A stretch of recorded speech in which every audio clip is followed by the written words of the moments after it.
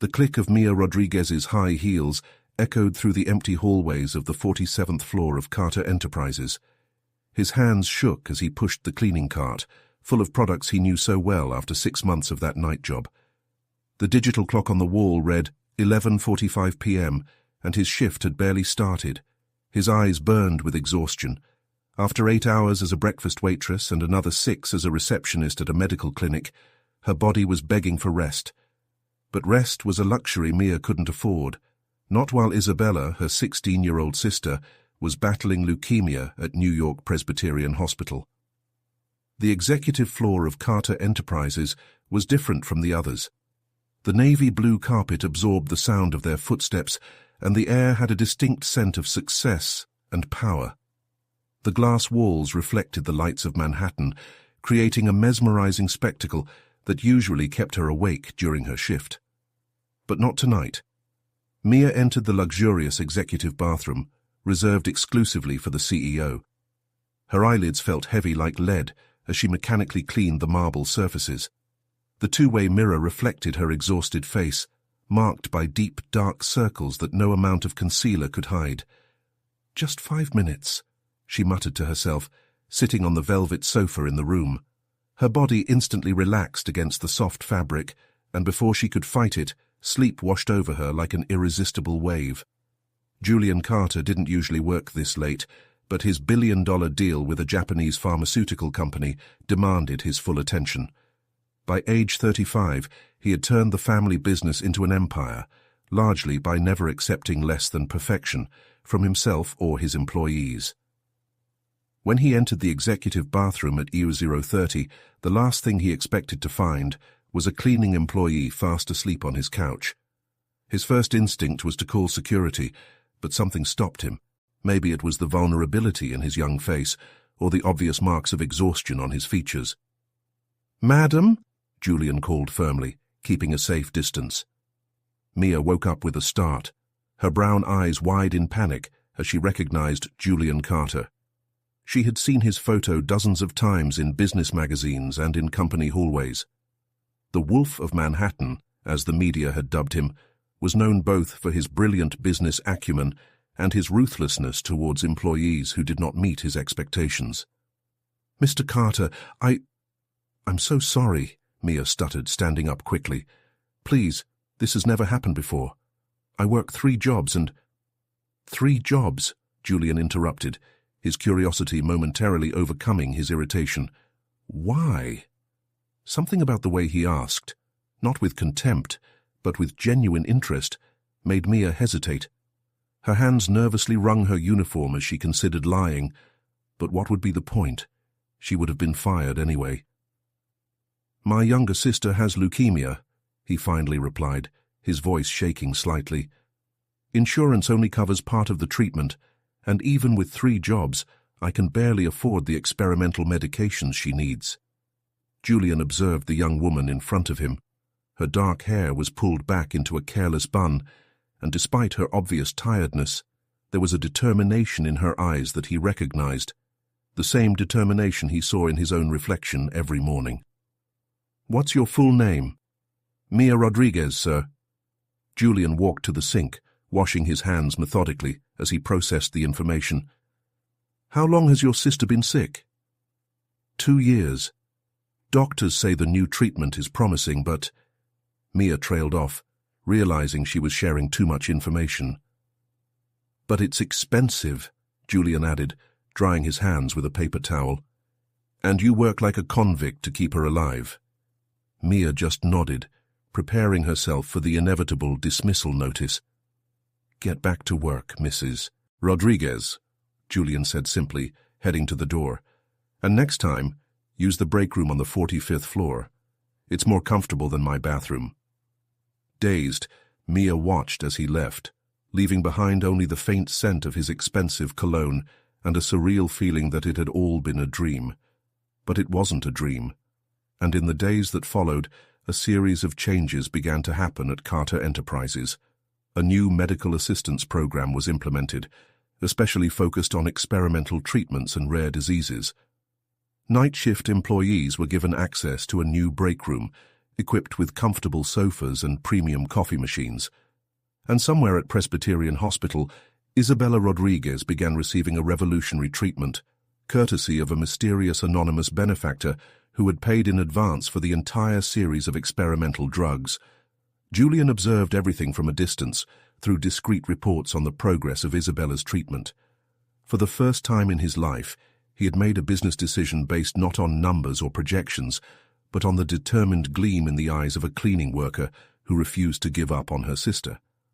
What he didn't know was that that meeting in the executive bathroom would be just the beginning of a story that would change not only Mia and Isabella's lives, but also his own perception of what really mattered in the business world and in life.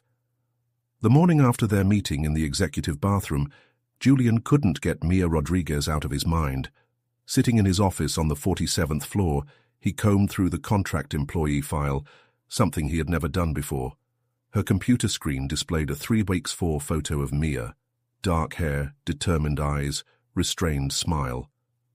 "Lauren, cancel my appointments this afternoon," she ordered her executive assistant over the intercom, "and schedule a meeting with Human Resources and our legal team. Immediately." 3 hours later, Julian was surrounded by nervous executives in his boardroom. The silence was palpable as he laid out his new vision for the company's benefits program. "I want a corporate health plan that covers experimental treatments," he declared, his voice leaving no room for argument. "And I want it to be retroactive, including contract employees who have been with us for at least 3 months. "Mr. Carter," began Howard Phillips, Chief Financial Officer, adjusting his glasses uncomfortably, "this will cost millions. The shareholders will see the benefits when we implement Phase 2, Julian interrupted, sliding a folder across the mahogany desk. "A comprehensive wellness program means more productive employees and lower turnover. Make it happen." Meanwhile, at Presbyterian Hospital, Mia held Isabella's hand during another chemotherapy session. Her sister, despite her illness, maintained an indomitable spirit that often left Mia in awe. "You look different today," Isabella observed, studying her sister's face. "Did something happen at work?" Mia hesitated, the encounter with Julian Carter still vivid in her memory. "Nothing important, Bella. Just an awkward moment." "You're a terrible liar. You know that?" Isabella smiled, although the gesture showed her tiredness. "But it's okay. Keep your secrets. Just promise you're not working yourself to death because of me." The comment hit Mia like a punch in the gut. If Isabella knew that she had fallen asleep while working, that she almost lost her job. But before she could respond, a nurse entered the room with a beaming smile. "Isabella Rodriguez, I have great news. You have been selected to participate in the experimental program with the new Japanese medicine. All costs will be covered." Mia blinked, confused. "But how? The waiting list was 2 years and the cost—" "Apparently, you have a guardian angel," the nurse replied with an enigmatic smile. "Treatment starts next week."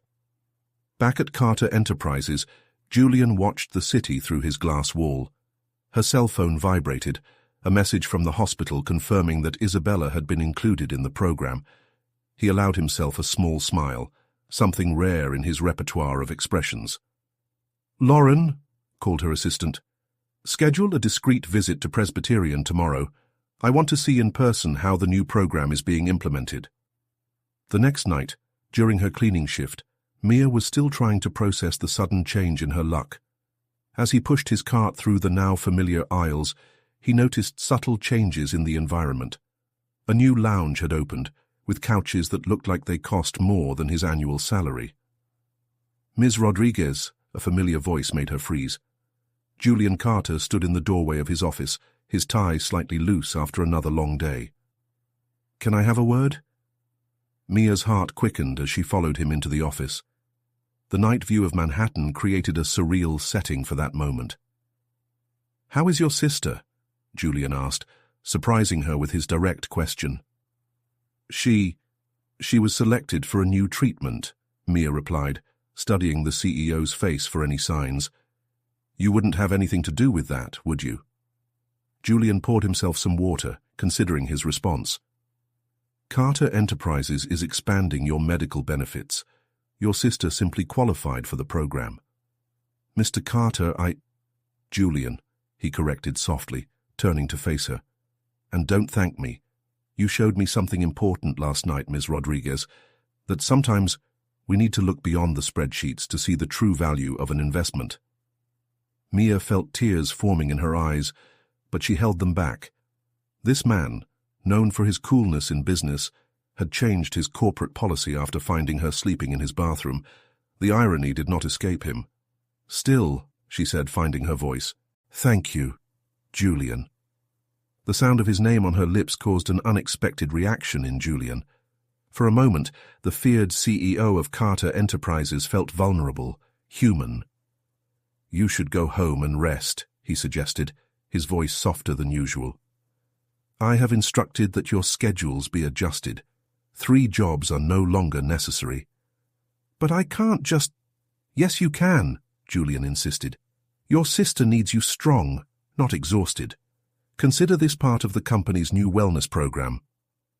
When Mia left the office that night, something had fundamentally changed in the air at Carter Enterprises. The hallways seemed less cold, the lights less harsh.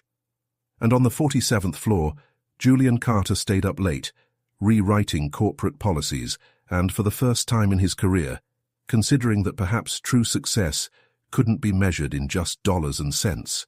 Autumn New York painted the streets with golden hues as Carter Enterprises buzzed with rumors about drastic changes in company policies. Julian watched from his penthouse as employees arrived for work that morning, his mind wandering to the conversation he would soon have with the board of directors. "Third quarter numbers, sir," Lauren said, placing a folder on his desk. "And there's something else you should see." Julian opened the second document his assistant offered. It was a report from Presbyterian Hospital. Isabella Rodriguez's treatment was showing promising results, exceeding all medical expectations. The cancer cells had significantly decreased in just 3 weeks. "Lauren, schedule a hospital visit this afternoon," he requested, a faint smile playing on his lips. Discreetly. At Presbyterian, Mia adjusted Isabella's pillow, marveling at the color gradually returning to her sister's face. The new treatment was working like magic, and for the first time in 2 years, she allowed herself to feel genuine hope. "You know what's funny?" Isabella commented, flipping through a business magazine. "This guy here, Julian Carter, he looks so intimidating in the photos, but the nurses say he's been visiting the hospital regularly for the past few weeks." Mia's heart skipped a beat. "Julian Carter? Are you sure?" "Yes, apparently he is personally overseeing some new research program the company is funding," Isabella continued, unaware of her sister's agitation. "Who knew the Wolf of Manhattan had a heart, right?" Mia mumbled a vague response, her mind reliving every interaction with Julian since that night in the executive bathroom. The changes at the company, Isabella's new treatment, the hospital visits, it was all starting to make sense. "Ms. Rodriguez!" A familiar voice made her turn around sharply. Julian stood in the bedroom doorway, looking impeccable in his navy blue suit. "Can I join you?" Isabella's eyes widened, instantly recognizing him from the magazine in her hands. "Mr. Carter, I was just talking about you." "Bella," Mia scolded softly, but Julian had already entered the room, a genuine smile lighting up his usually serious features. "And what exactly were you saying about me?" he asked, sitting in the chair next to the bed. "That you don't look so scary in person," Isabella replied with the honesty characteristic of teenagers. "Indeed, you have kind eyes." Mia watched, fascinated, as the powerful CEO of Carter Enterprises blushed slightly at her sister's comment. For a moment, the mask of the ruthless businessman fell completely, revealing only Julian, a man who, apparently, had much more depth than the tabloids suggested. "Your sister is very observant," Julian commented to Mia, his eyes meeting hers with an intensity that made her heart race. "She always was," Mia replied softly. "It's one of his greatest qualities." The afternoon passed surprisingly naturally. Julian listened intently as Isabella talked about her dreams of becoming an artist, about how she spent her time drawing during her treatment sessions. Mia noticed how he seemed genuinely interested, asking thoughtful questions and occasionally offering insightful comments. "You know," Isabella said suddenly, "ever since I started this new treatment, I've been dreaming of doing an exhibition, something to show how art can be therapeutic during the healing process." Julian's eyes sparkled with interest. "Carter Enterprises has a gallery on the ground floor of the main building. Maybe we could organize something." "Really?" Isabella exclaimed, sitting up straighter on the bed. "That would be amazing." Mia watched the exchange between them, feeling an inexplicable emotion rise in her chest.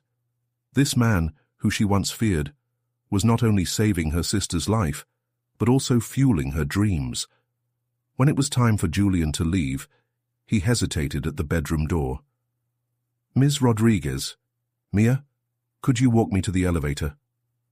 In the hallway, away from Isabella's listening ears, Julian stopped and turned to face her. "Your sister is extraordinary."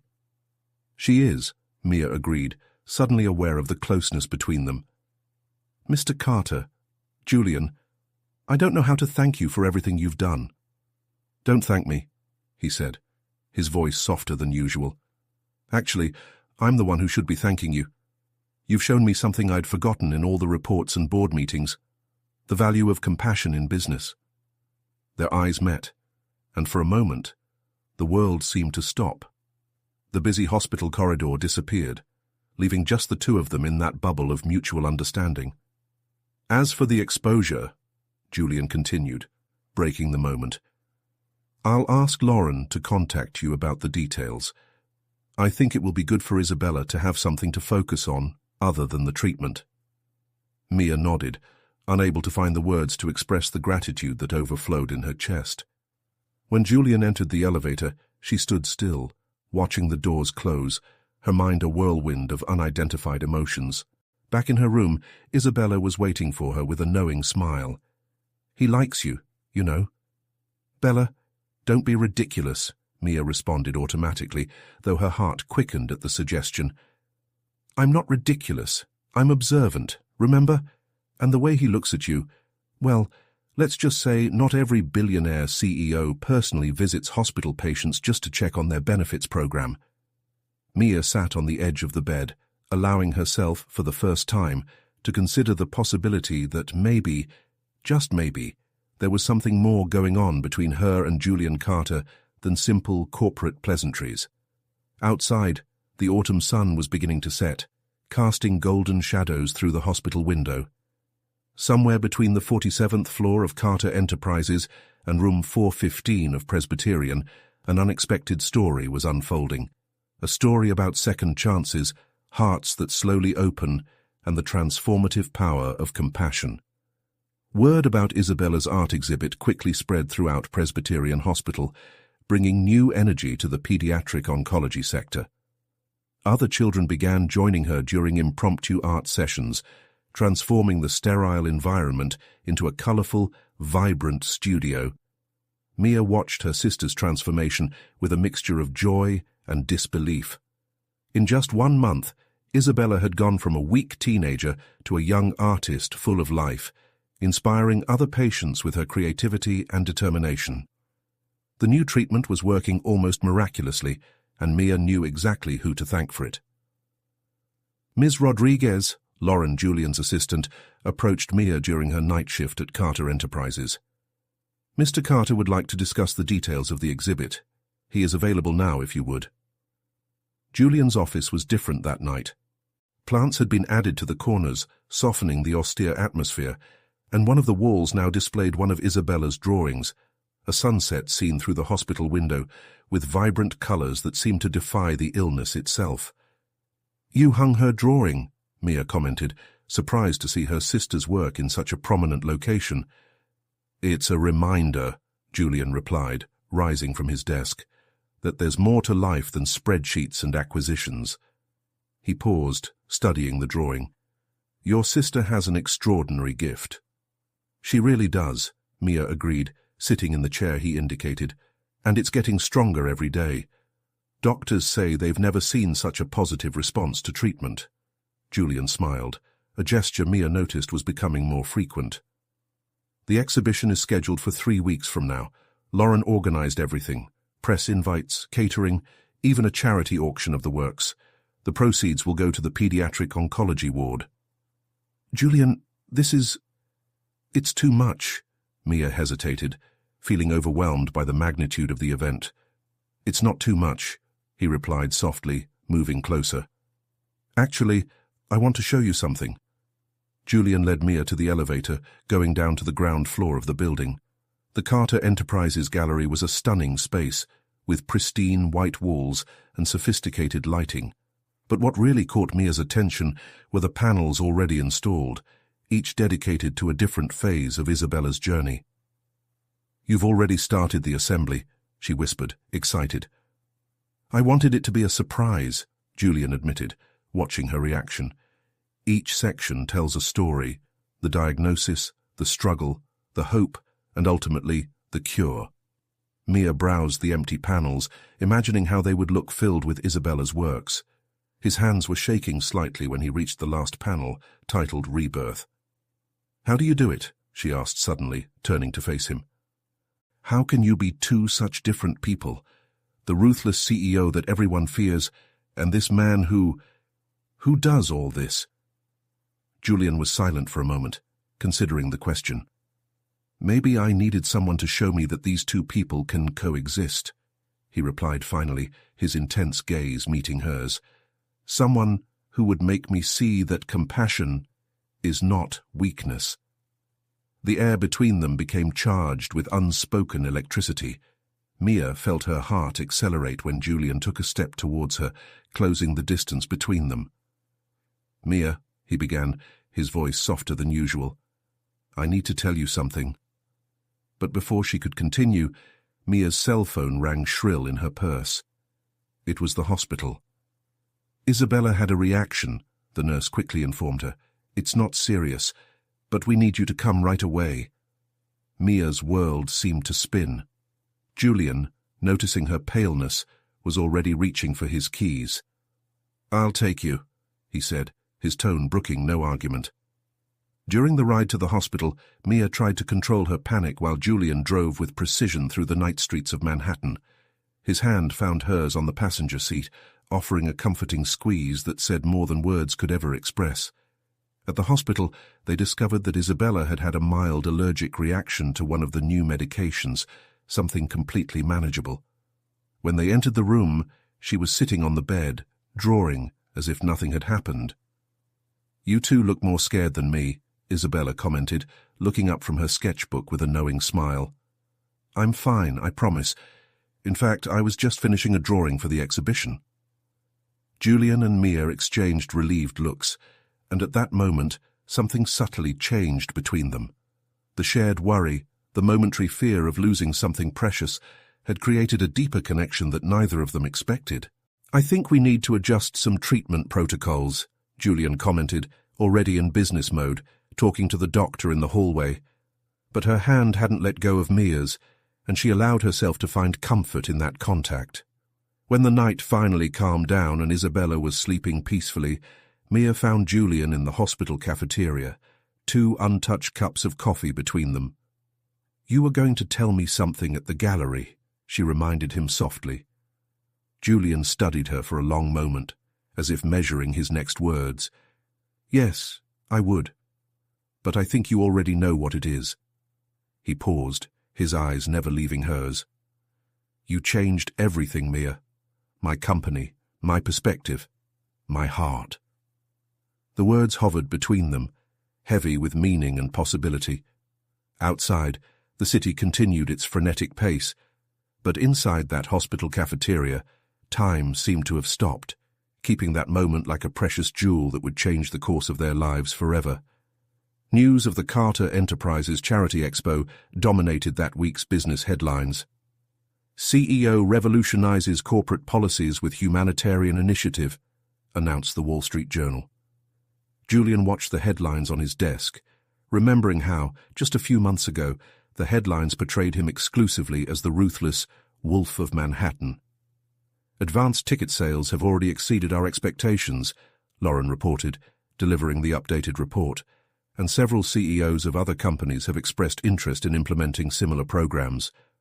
Julian nodded absently, his thoughts going back to the night before in the hospital cafeteria. The unspoken words still weighed heavily in his chest, the incomplete confession about his feelings for Mia hanging in the air like an unfinished melody. "Lauren, cancel my appointments this afternoon," he suddenly decided. "I need to sort something out in person." At Presbyterian, Mia helped Isabella with her newest series of drawings. Her sister was creating a sequence that depicted her journey through illness, but with a unique perspective. Each piece incorporated elements of modern fairy tales. "This one," Isabella explained, showing a particularly touching sketch, "is about the day we met Julian. See how I drew him as a prince in wolf disguise, and you, Mia, are the heroine who helps him rediscover his humanity." Mia blushed intensely. "Bella, it's not like that." "Isn't it?" his sister asked with a knowing smile. "Then why does he come here almost every day? Why do his eyes light up when he talks about you? Why do you get that same dreamy look you have right now?" Before Mia could respond, a soft knock on the door interrupted the conversation. Julian was standing at the entrance, holding a large portfolio of professional art. "I hope I'm not interrupting," he said, his eyes meeting Mia's for a moment before turning to Isabella. "I brought something I thought you might like." The portfolio contained high-quality art materials, imported watercolors, professional brushes, special papers. Isabella was entranced, examining each item reverently. That's amazing," she exclaimed, her eyes shining. "But it must have cost a fortune." "Consider an investment in an up-and-coming artist," Julian replied with a genuine smile. "Besides, we need your works for the exhibition to be perfect." Mia watched their interaction, her heart clenching with an emotion she couldn't name. Julian wasn't just saving his sister's life, he was giving her back her dreams, her joy, her identity beyond her illness. "Mia," Julian turned to her, "can we talk for a moment, in the hospital garden?" Presbyterian's therapeutic garden was an oasis of tranquility amid urban chaos. Sitting on a bench surrounded by autumn flowers, Julian and Mia finally allowed themselves the moment of truth that had been interrupted the night before. "About yesterday," Julian began, his voice softer than usual, "there's something I need to tell you, and this time I won't let you be interrupted." Mia felt her heart speed up. "Julian, please," he asked gently, "let me speak first." He took a deep breath, as if gathering his courage. "My whole life was defined by numbers, goals, acquisitions. I measured success in dollars and cents. I believed that power was synonymous with happiness. Then one night, I found you sleeping in my executive bathroom." He laughed softly at the memory, and Mia couldn't help but smile too. "That night changed everything," Julian continued. "Seeing your dedication, your strength, your unconditional love for Isabella, it made me question every value I held as absolute. And the more time I spend with you, the more I realized that I was living an incomplete life." Mia felt tears forming in her eyes, but she didn't stop them from falling. Julian gently dabbed one with his thumb, the touch sending goosebumps across her skin. "I know our situation is complicated," he admitted. "I'm your boss, technically. The press would have a field day with this, but for the first time in my life, I don't care about the headlines or what people think. I only care about how I feel when I'm with you." "And what do you feel?" Mia whispered, barely daring to breathe. "Peace," he replied simply. "Purpose. Like I finally understand that success has nothing to do with bank accounts and everything to do with the ability to make a difference in someone's life." The words hovered between them, loaded with meaning and possibilities. A gentle breeze stirred the flowers around, carrying with it the sweet scent of the garden. "I'm in love with you, Mia Rodriguez," Julian finally declared, his voice firm despite the vulnerability in his eyes. "And if you give me a chance, I'd like to find out if we can build something real, something beyond all these circumstances that have brought us here." Mia felt like her heart might explode. All the emotions I had suppressed over the past few weeks, The gratitude, the admiration, the growing affection overflowed into a single crystal-clear certainty. "I'm in love with you too," she confessed, her voice trembling slightly. "And it scares me a little how right it feels, even though it's so unlikely." Julian smiled, that rare, true smile she had grown to love. Slowly, as if afraid to break the moment, he leaned toward her. Their lips met in a soft kiss, full of promise and possibility. When they parted, the world seemed different, brighter, more hopeful. In the room above them, Isabella watched through the window, a knowing smile on her face as she added the finishing touches to her newest drawing. A wolf and a heroine, finally finding their own modern fairy tale. The first rays of sunlight found Julian in his office the next morning, reviewing the final details of the charity exhibition. The kiss in the hospital garden still reverberated in his memory, bringing an involuntary smile to his lips. However, his expression became serious when he heard knocking on his door. "Julian, we need to talk." Howard Phillips, the chief financial officer, entered without waiting for a response. "The council is uneasy about your recent decisions." Julian looked up from the documents. "Be specific, Howard."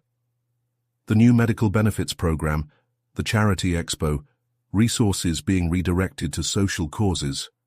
Howard nervously adjusted his tie. "Some board members are questioning whether you are letting emotions interfere with business judgment." "Emotions?" Julian repeated, his voice dangerously calm.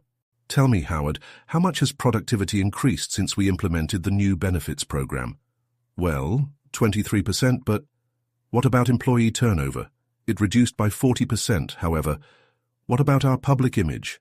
Howard sighed in defeat. "Shares are up 15% since the program was announced." Julian stood up, walking to the window. "So explain to me, where exactly is the problem with my emotional decisions?" Before Howard could respond, Lauren hurriedly entered. "Mr. Carter, sorry to interrupt, but Isabella Rodriguez is here. She insisted on seeing the gallery in person." Julian's face instantly lit up. "Send her in. Howard, we'll continue this conversation later." Isabella entered the room pushing her IV cart, Mia right behind her, looking simultaneously worried and proud. "She insisted on coming," Mia explained, exchanging a meaningful look with Julian. "The doctors approved a short exit, and she didn't want to wait." "I need to see the space in person," Isabella declared, her eyes shining with determination, "to visualize where each piece will go." Howard watched the scene with growing interest, especially the way his boss, known for his coldness, visibly softened in the presence of the two visitors. "I'll accompany you personally," Julian announced, ignoring Howard's surprised expression. "Lauren, cancel my upcoming appointments." In the gallery, Isabella moved with purpose, ignoring the IV cart, as if it were just an inconvenient detail. His eyes roamed the walls, his mind clearly visualizing each work in its place. "Here," she pointed to a central space, "is where I want to place the main piece. I call it metamorphosis. It represents not only my transformation through illness, but also other important changes." His meaningful look between Julian and Mia didn't go unnoticed. Julian felt his hand instinctively reach for Mia's, their fingers intertwining naturally. "Isabella," Howard interrupted, having followed the group into the gallery, "your work is truly impressive. Have you considered making this a career?" "Actually," Julian interjected, "we are establishing an art scholarship program as part of the charitable initiative. Isabella will be our first recipient once she is fully recovered." Mia looked at him in surprise. "Julian, you didn't mention that." "I've been waiting for the right moment," he replied softly. "The program will provide opportunities for young artists with a history of serious illness to continue their education." Howard watched the interaction with growing understanding. The Wolf of Manhattan wasn't just making emotional decisions. He was transforming, evolving into something more complex and, surprisingly, more efficient. "Mr. Phillips," Isabella called, interrupting his thoughts, "do you want to see some of the sketches for the exhibition?" While Howard let himself be absorbed by the young artist's infectious enthusiasm, Julian led Mia to a more private corner of the gallery. "You are transforming lives," Mia whispered, her eyes shining with suppressed emotion. "Not just ours, but so many other people's." "You turned me first," he replied, gently touching her face. "It showed me that success can be measured in different ways." The moment was interrupted by a sound from Isabella, not one of pain, but of pure creative joy. She was showing Howard a particularly touching drawing, and the ever-serious CFO had tears in his eyes. "I think I just converted our biggest skeptic," Julian commented with a smile. The rest of the morning passed in a whirlwind of creative activity. Isabella planned every detail of the exhibition with a precision that impressed even Julian, known for his perfectionism. "Do you know what I like most about art?" she commented as they took a break for their prescribed snack. "How it can change people's perspective, make them see beauty where before they only saw numbers." Howard, who had not yet left, seemed particularly touched by this comment. "Ms. Rodriguez," he said formally, "I would like to pre-purchase one of your works, whichever you consider most significant." Isabella's smile lit up the entire gallery. "How about I create something especially for you, something that represents transformation and growth?" Observing the scene, Julian felt a deep certainty settle in his chest. His recent decisions weren't just emotional. They were revolutionary. They were creating a new business model, one that proved that compassion and success were not mutually exclusive. "What are you thinking about?" Mia asked softly, noticing his contemplative expression. "How sometimes we need to lose ourselves to find ourselves," he replied, gently squeezing your hand, "and how some people show up in our lives just when we need them." Across the gallery, Isabella was beginning a new sketch, her hands moving with purpose over the paper. Howard watched in fascination, completely oblivious to his previous concerns about emotional decisions and financial impacts. The morning ended with a silent promise hanging in the air, that sometimes the greatest transformations begin with a simple act of compassion, and that true success cannot just be measured in spreadsheets and graphs, but in the smiles and lives touched along the way. The news about the relationship between Julian Carter and Mia Rodriguez leaked on a rainy Tuesday.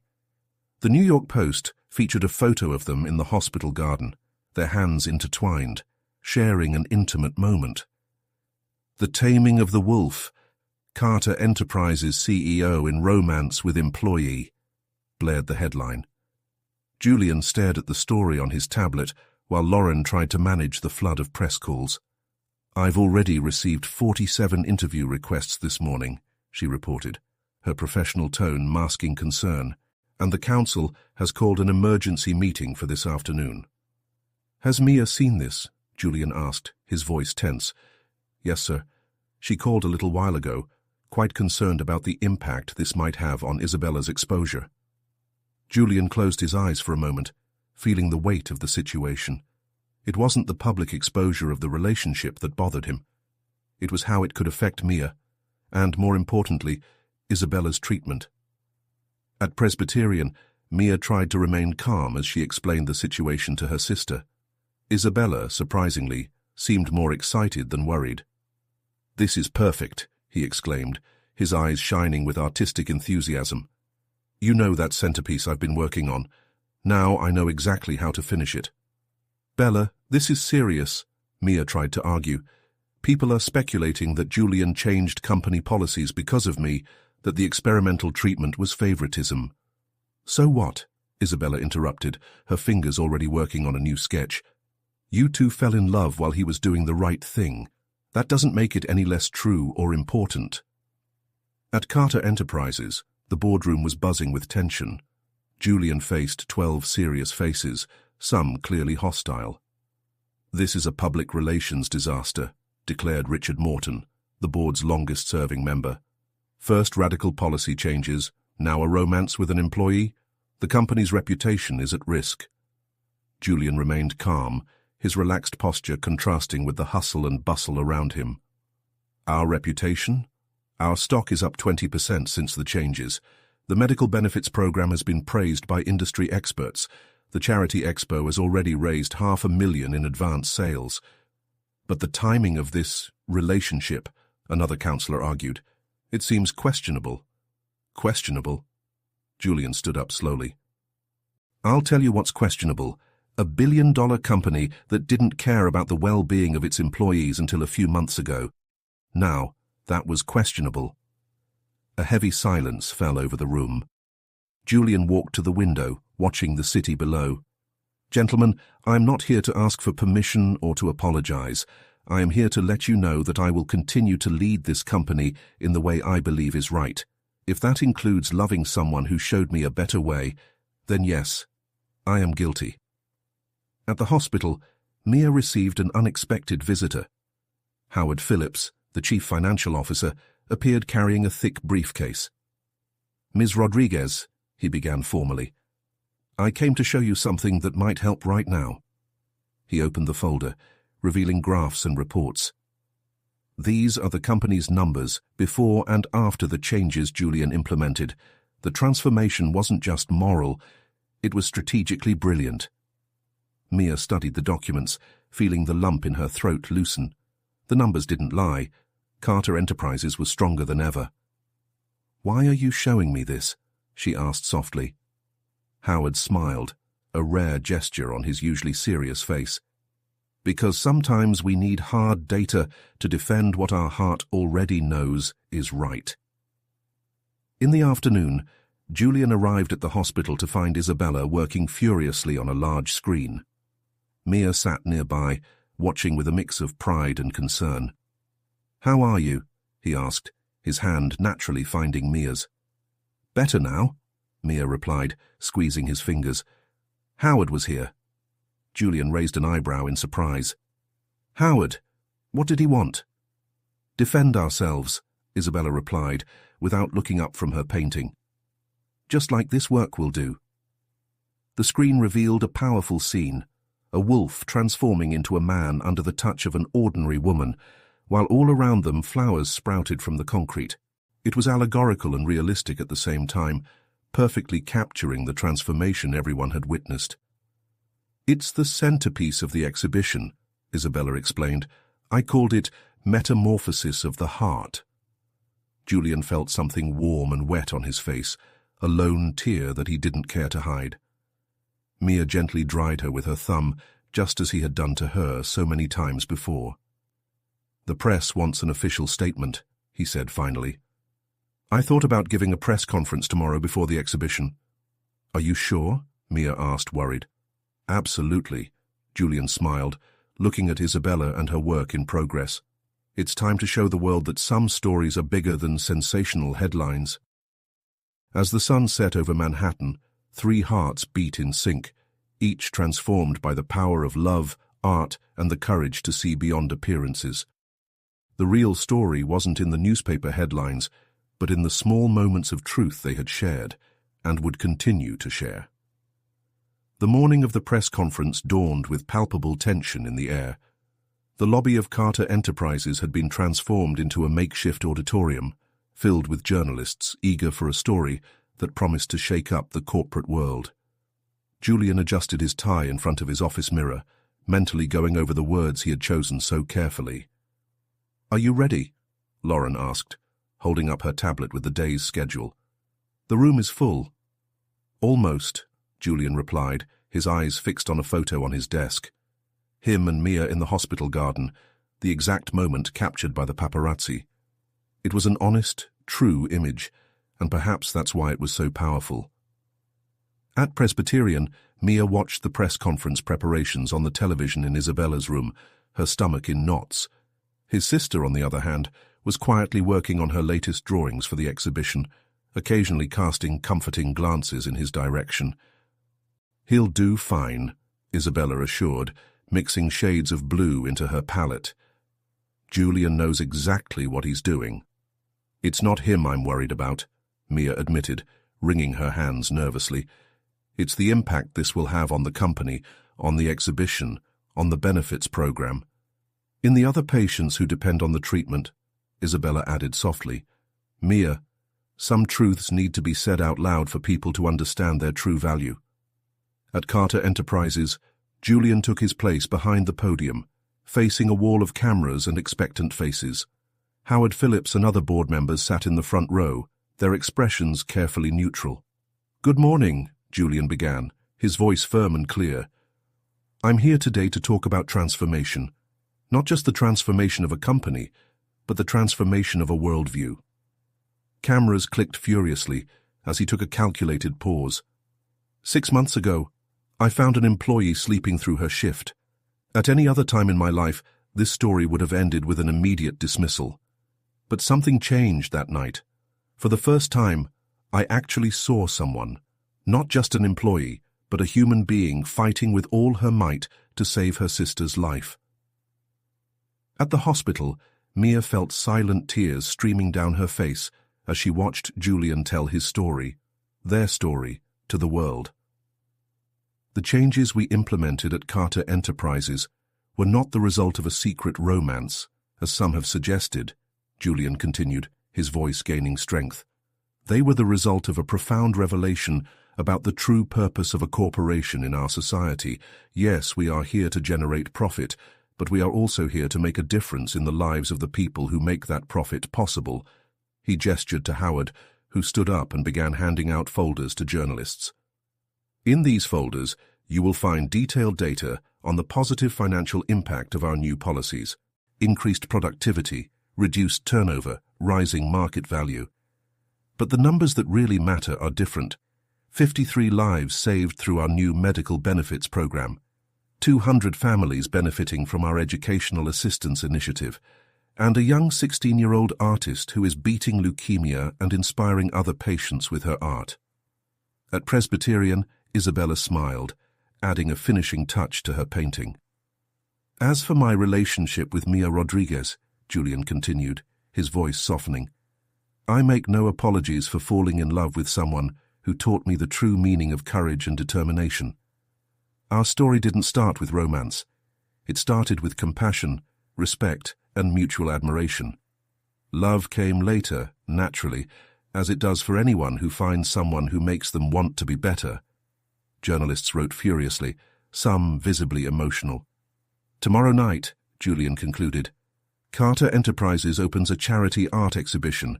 Each work tells a story of transformation, not just the physical transformation of a young woman battling cancer, but the spiritual transformation of everyone who has been touched by her journey, including this CEO you used to call the Wolf of Manhattan."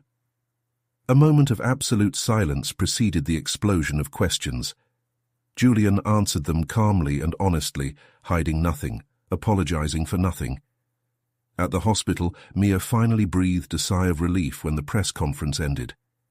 Isabella, who had finished her painting, watched her sister with a knowing smile.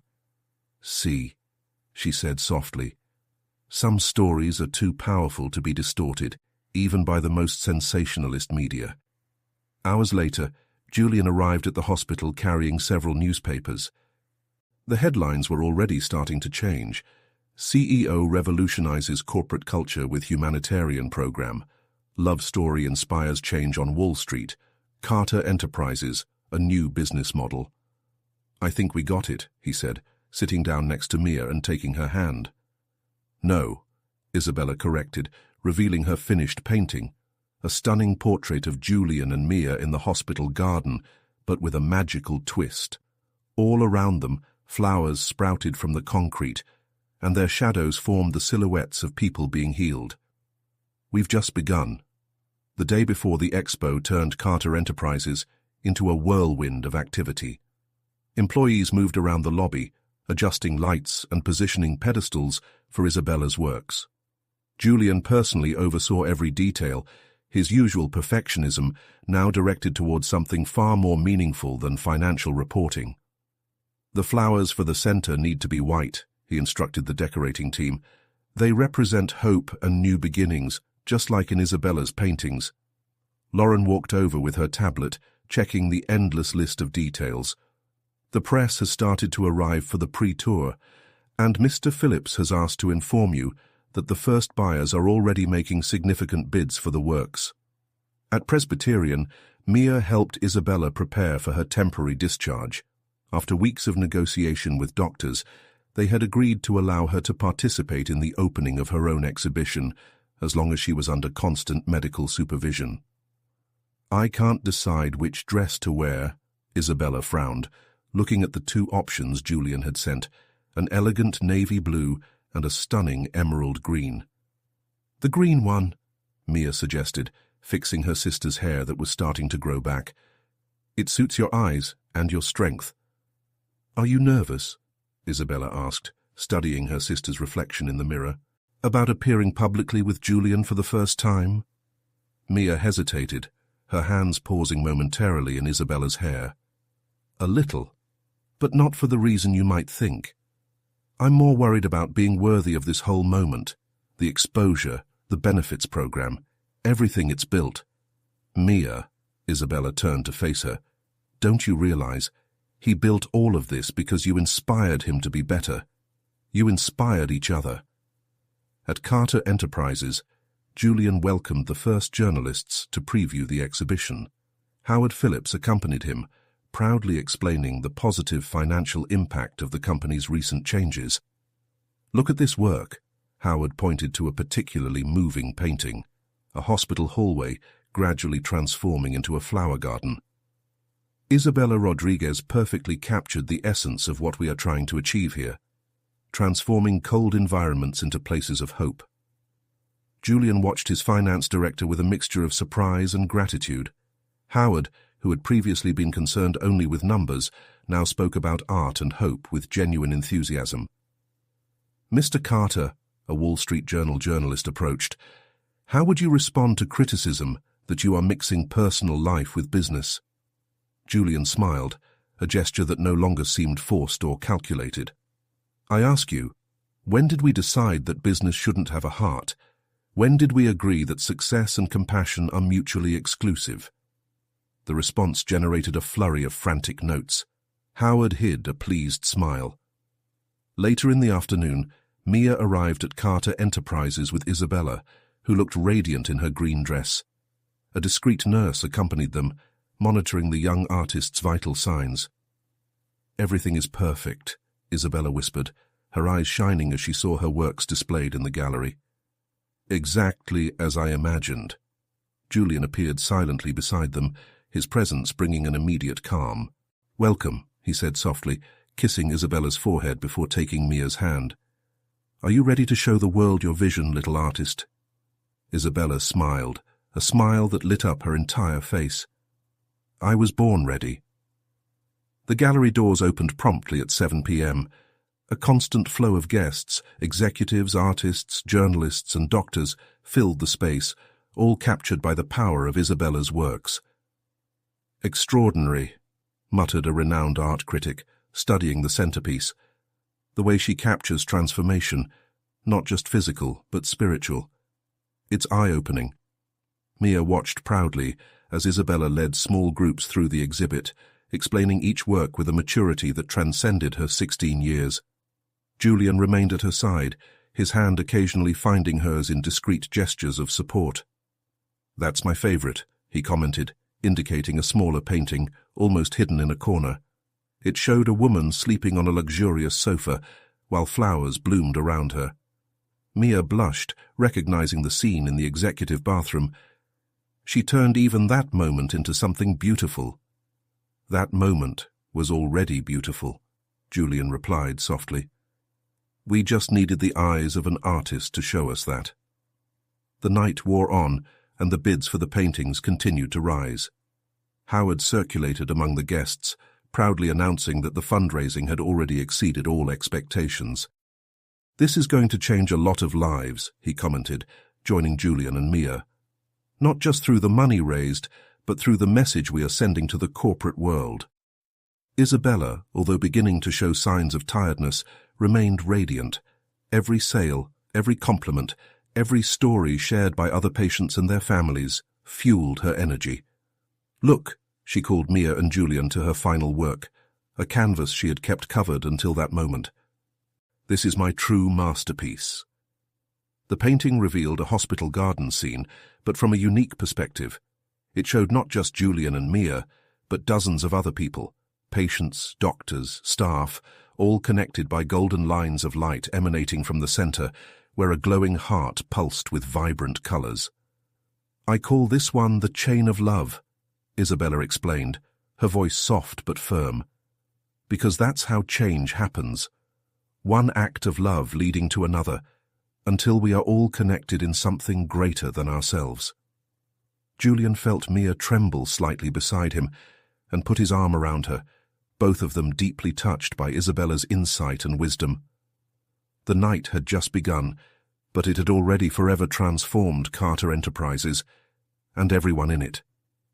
In the reflection of the gallery windows, Manhattan shone like silent witness to a quiet revolution in the business world, a revolution built not on numbers, but on open hearts and outstretched hands.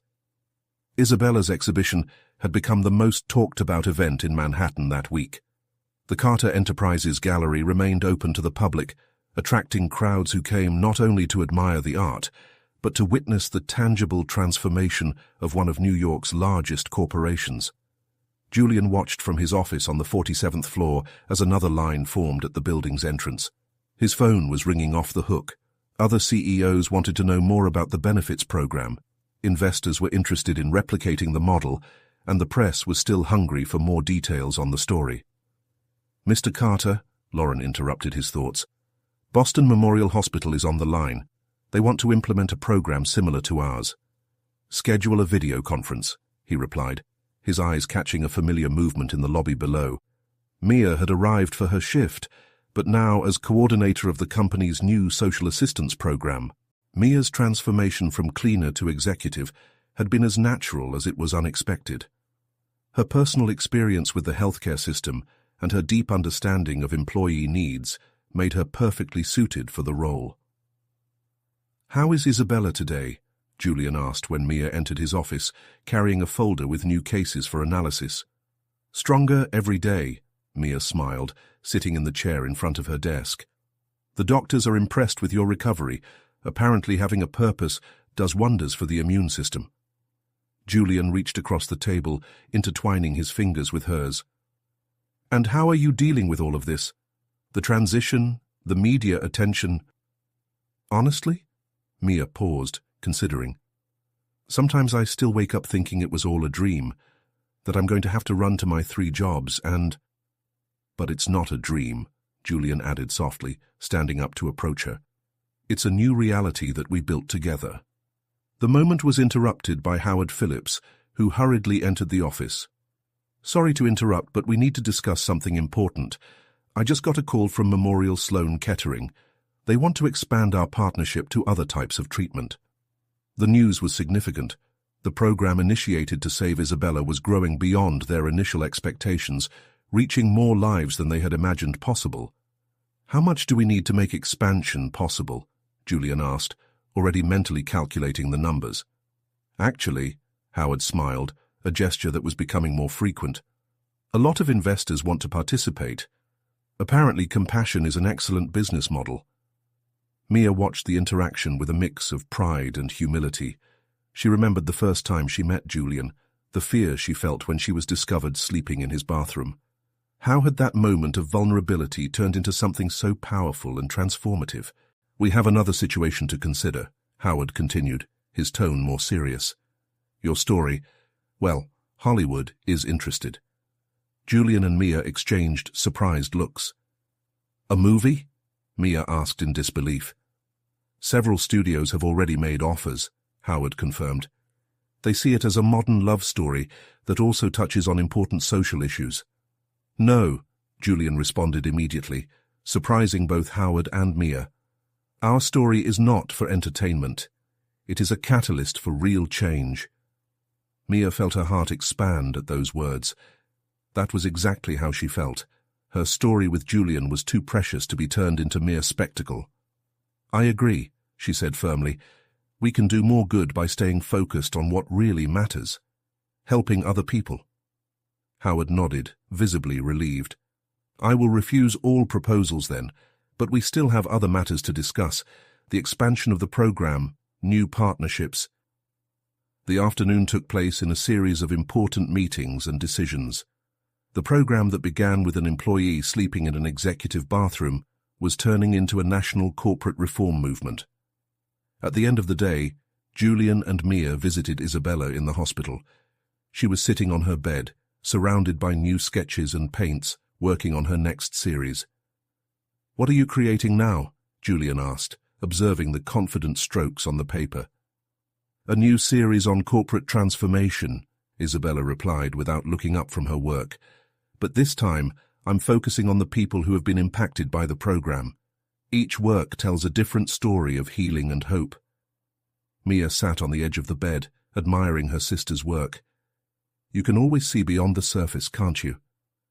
"I learned from the best," Isabella smiled, looking meaningfully at Julian and Mia. "You showed me that sometimes you have to be completely broken to figure out how to become stronger." Julian wrapped his arm around Mia, both of them gazing at the young artist who had become not just a symbol of hope, but a driving force for change. "Do you know what I like most about this whole process?" Isabella continued, mixing colors on her palette. "How one thing leads to another. One act of compassion begets another, which begets another, and suddenly you have a chain reaction of kindness." Isabella's words echoed in the silence of the room, carrying a deep truth that they had all discovered along this journey. Sometimes the biggest transformations begin at the most unlikely times, like a night in the 47th floor executive bathroom. The hallways of Presbyterian Hospital were quieter than usual that winter morning. Isabella watched the snowflakes falling outside the window as she awaited the results of her latest tests. The experimental treatment had been a success beyond the most optimistic expectations, and today could be the day he was finally discharged. "Your numbers are impressive," Dr. Martinez commented, reviewing the latest CT scans. "The remission is complete. Isabella, you are officially our greatest success story." Mia, who was holding her sister's hand, let out a suppressed sob. After fighting for so long, after so many nights of uncertainty, they could finally breathe a sigh of relief. Julian, who was leaning discreetly against the bedroom door, felt his own heart quicken at the news. "Does this mean I can participate in the arts outreach program?" Isabella asked, her eyes shining with determination. In recent weeks, she had developed a project to teach art to other children undergoing treatment, transforming her experience into something even greater. "With some restrictions," the doctor smiled, "but yes, you are free to begin." The news spread quickly throughout Carter Enterprises. Howard Phillips organized a small office celebration, something that would have been unthinkable a few months ago. The Wolf of Manhattan had not only changed his own company, but was inspiring a transformation across Wall Street. "The Financial Times wants to do a special story," Lauren reported during the afternoon meeting. "They're calling it The Care Revolution, how a Wall Street firm is redefining corporate success." Julian, sitting at his desk, was absently leafing through a portfolio with the company's latest social projects. "Schedule the interview, but on one condition. I want them to speak to the program's beneficiaries, not just me or the executives." "I already have a list," Mia interjected, entering the room with a folder. 15 different stories from employees and families who were directly impacted by the program, including a cleaning lady who got treatment for her husband's Alzheimer's. Mia's transformation from cleaning worker to director of social programs had been remarkable. His personal experience brought a unique perspective to the role, and his ability to connect with people at all levels of the company was invaluable. "I got 3 more hospital partnership proposals this morning," Howard added, adjusting his glasses. "The model is spreading faster than we imagined." Julian stood up, walking to the window that offered a panoramic view of snow-covered Manhattan. "Remember when everyone said it was crazy? That mixing business with compassion was a recipe for disaster. And now we're a case study at Harvard Business School," Howard added with a satisfied smile. "Who knew the heart could be such a valuable asset?" The afternoon passed in a series of meetings and planning. The program that began with an accidental encounter in an executive bathroom had grown into a movement that was redefining the role of corporations in society. At the end of the day, Julian found Mia in the hospital garden, where Isabella was leading her first art class for children undergoing treatment.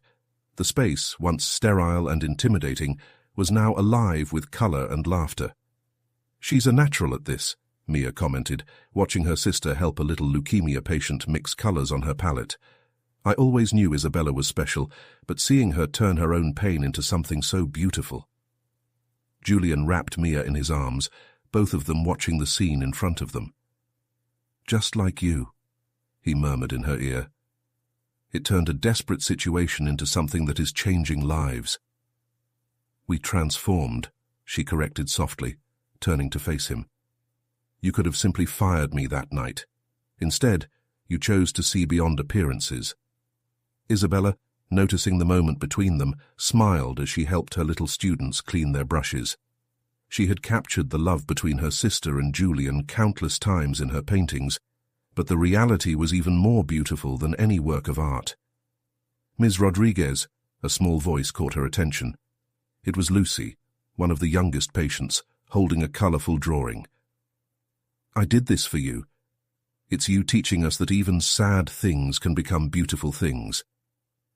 Isabella felt tears forming in her eyes as she accepted the drawing. Art had this power to transform pain into beauty, fear into hope, loneliness into connection. That was exactly what had happened with his own story. Across the garden, Julian and Mia continued their hushed conversation, planning the program's next steps, discussing new ways to expand its reach. But more than that, together they were rewriting a new definition of success, one that included not just numbers on spreadsheets, but smiles on faces, hope in hearts, and color in previously gray places. The snow continued to fall softly outside, covering Manhattan in a blanket of white that seemed to symbolize new beginnings. In the Presbyterian garden, amid children's laughter and splashes of colorful paint, a silent revolution continued to grow, a revolution built with strokes of compassion and unbreakable bonds of love. The news of Isabella's complete recovery reverberated through Carter Enterprises like a wave of hope.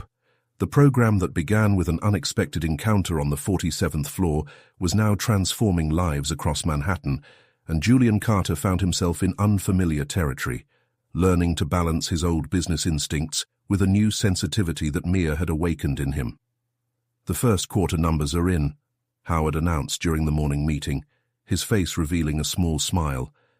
The benefits program not only paid for itself, but generated a 35% increase in overall productivity. It appears that compassion is an excellent investment. Julian watched from his living room window as the snow continued to fall over New York. His reflection in the glass showed a different man than he used to be, his eyes softer, his shoulders less tense, as if the weight of his old persona had finally been released. "Mr. Carter," Lauren interrupted his thoughts, "the Rockefeller Foundation wants to set up a meeting. They are interested in replicating our model at other companies." "Book it for next week," he replied, noticing Mia walk across the lobby below. Even from a distance, his presence had the power to calm his restless spirit. At Presbyterian, Isabella was leading her second therapeutic art class. Her hands, once shaky from treatments, now moved confidently across the canvas, guiding little patients through their own journeys of healing through art. "How did you know you were going to be okay?" asked Tommy, a 10-year-old boy battling lymphoma. Isabella paused, considering the question. "I didn't know," he answered honestly.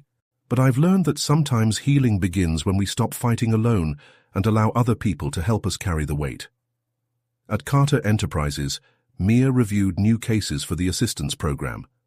Each file represented a story, a family struggling against devastating circumstances.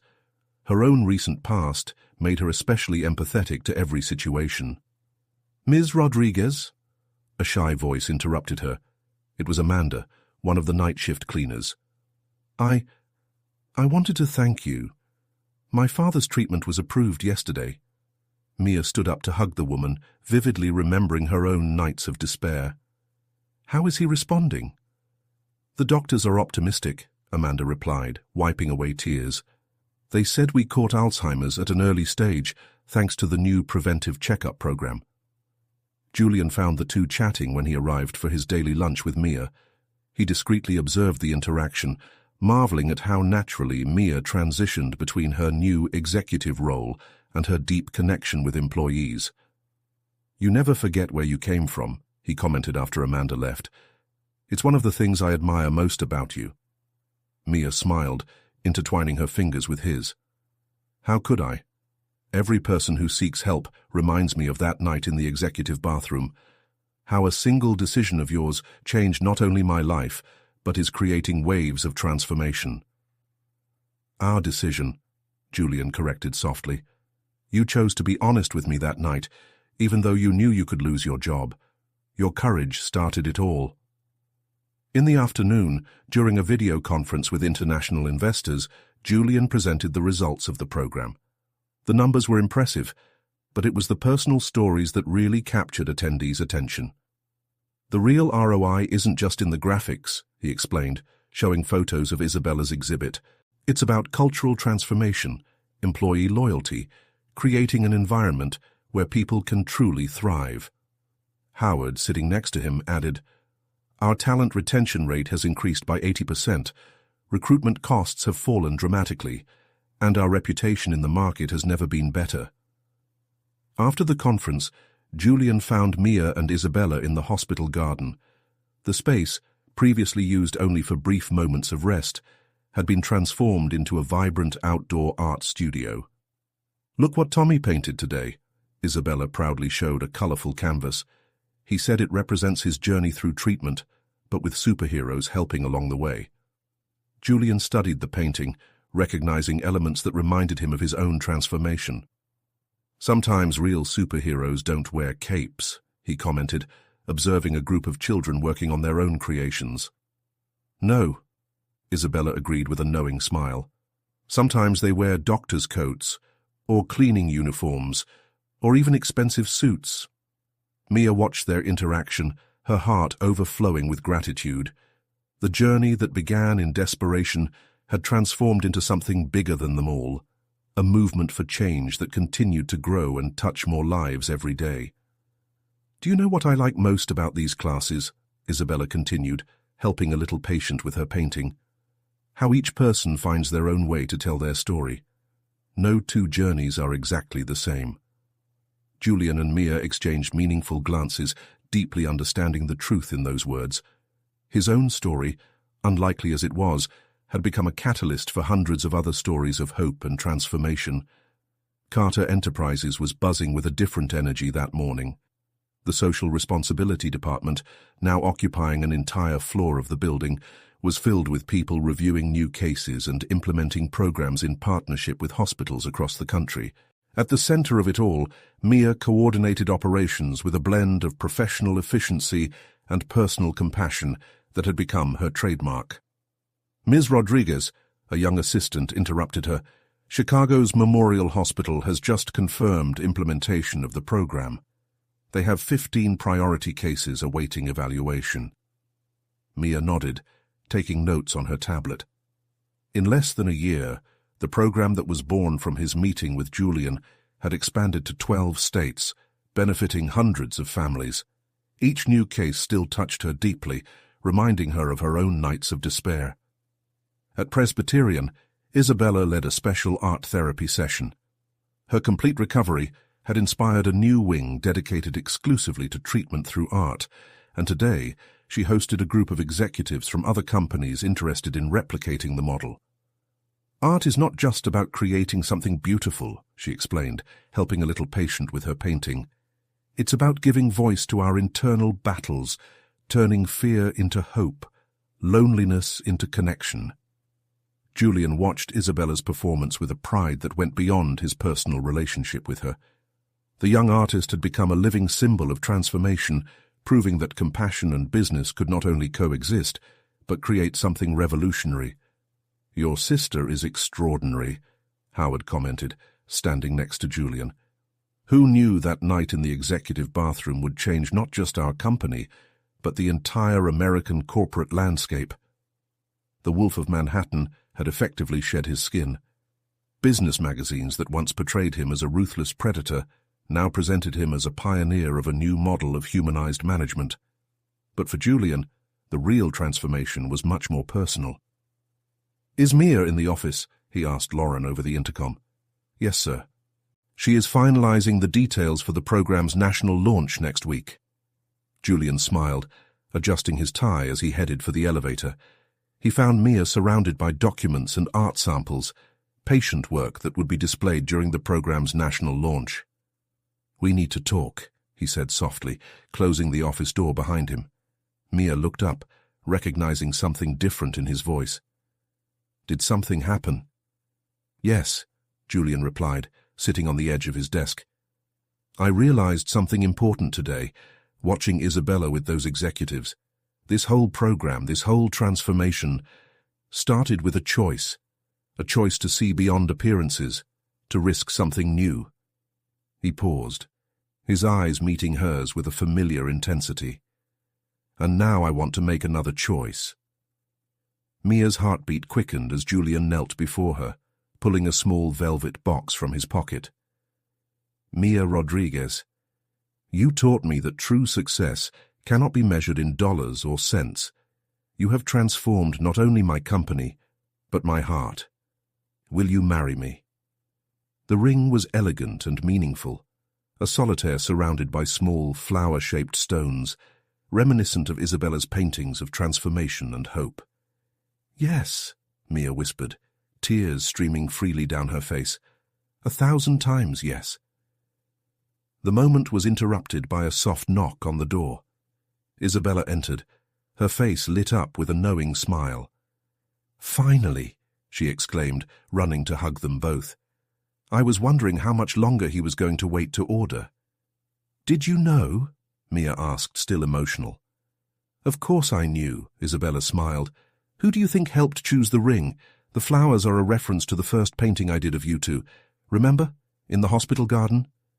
Julian embraced the two women who had completely transformed his life. From his office atop Carter Enterprises, Manhattan stretched majestically, but for the first time, he didn't just see buildings and business opportunities.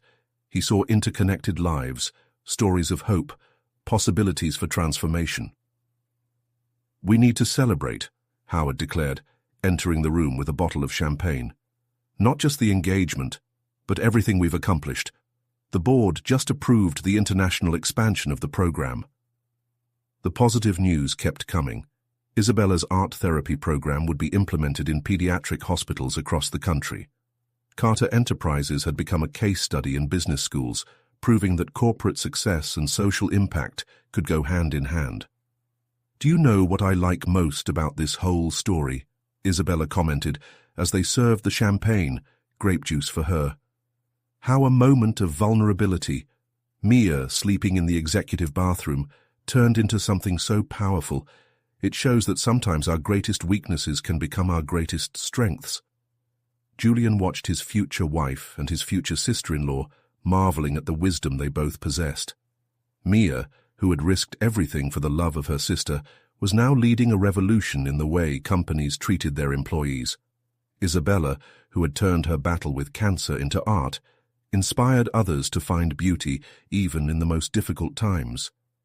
"To the future," he raised his glass, "for all the lives we're still going to touch, all the stories we're still going to transform." "For love," Mia added, her eyes meeting his. "Who taught us that true strength lies in vulnerability?" "For art," Isabella added, smiling. "That shows us that there is always beauty waiting to be discovered, even in the most unlikely places." 1 year after the marriage proposal at the Carter Enterprises office, Manhattan woke up to a historic day. The Plaza Hotel's function room was decorated with an elegant mix of white flowers and artwork, some of Isabella's most significant paintings telling the story of transformation that had changed so many lives. Julian adjusted his tie in front of the mirror, reflecting on how his life had changed since that fateful night on the 47th floor. Howard Phillips, now his best man, entered the room with a relaxed smile that had become his new trademark. "The show's numbers are in," Howard announced, unable to contain his excitement even on his wedding day. "More than 1,000 families benefited across the country. The UN wants to use our model as a global example of corporate responsibility." Julian smiled, remembering when numbers were the only thing that mattered in his life. And to think it all started because a cleaning lady was too exhausted to keep her eyes open. On the other side of the hotel, Mia was getting ready with the help of Isabella, who had insisted on making her own bridesmaid dress. The room was filled with positive energy, with Lauren coordinating the final details, while several of the program's beneficiaries helped with the preparations. "Something new," Isabella said, pinning a delicate brush-shaped brooch to Mia's bouquet, "to remember how art saved us." "Something blue," Amanda, the former cleaning lady and current regional program coordinator, offered a delicate embroidered scarf, "because you showed us that dreams can come true." "Something borrowed," Lauren added, slipping on a pair of vintage earrings, "from the first patient who recovered through the program after Isabella." "It's something old," a familiar voice added from the door. It was Dr. Martinez from Presbyterian, carrying a small box. "The stethoscope we used to confirm Isabella's remission, to remember that miracles happen when brave people don't give up." Mia felt tears forming, but Isabella quickly intervened. "No crying. I spent hours in this makeup." The plaza's main ballroom was filled not only with executives and celebrities, but with patients, staff and families whose lives had been transformed by the program. Each table told a different story of hope and renewal, decorated with reproductions of Isabella's works that best represented each journey. When the doors opened and Mia began her walk down the aisle, Julian felt his heart stop. She looked stunning in her white dress, but it was her smile, that same determined smile he had met in the executive bathroom, that took his breath away. Isabella preceded her sister, scattering not flower petals, but tiny golden brushes, a symbol of the artistic transformation that had changed so many lives. Each guest received one to take home, along with a promise to continue spreading color around the world. "We come together today," the celebrant began, "to honor not just the union of two people, but the fusion of two principles that many considered incompatible: business success and human compassion."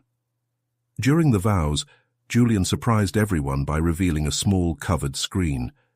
"Mia," he said, his voice cracking with emotion, "when you came into my life, I was like this blank canvas, only focused on numbers and results."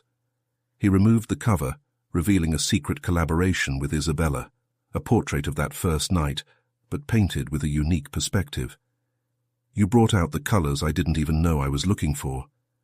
Mia, in turn, presented Julian with an old, worn-out folder. "This was the first beneficiary form we approved together," she explained. "The beginning of everything we built, because you chose to see beyond appearances and believe that compassion can also be a business model." The reception that followed was a celebration not just of the love between Julian and Mia, but of all the transformations their story had inspired.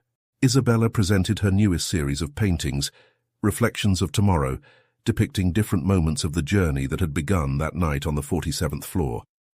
Howard surprised everyone with a special announcement. Carter Enterprises was establishing a permanent foundation, ensuring that the program would continue regardless of changes in the company's leadership. "Because some stories are too big to end," he declared, raising his glass. In the center of the dance floor, during their first waltz as a couple, Julian and Mia shared a moment of intimate reflection. "You changed everything," he whispered in her ear. "Not just my life or the company, but the way the corporate world views social responsibility." "We've changed," Mia corrected softly, "because you had the courage to question everything you thought you knew about success."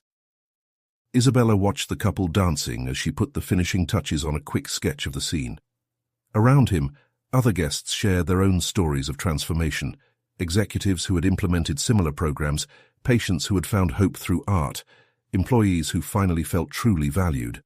The Wolf of Manhattan had indeed shed his skin, but more than that, he had helped redefine what it meant to be successful in the business world.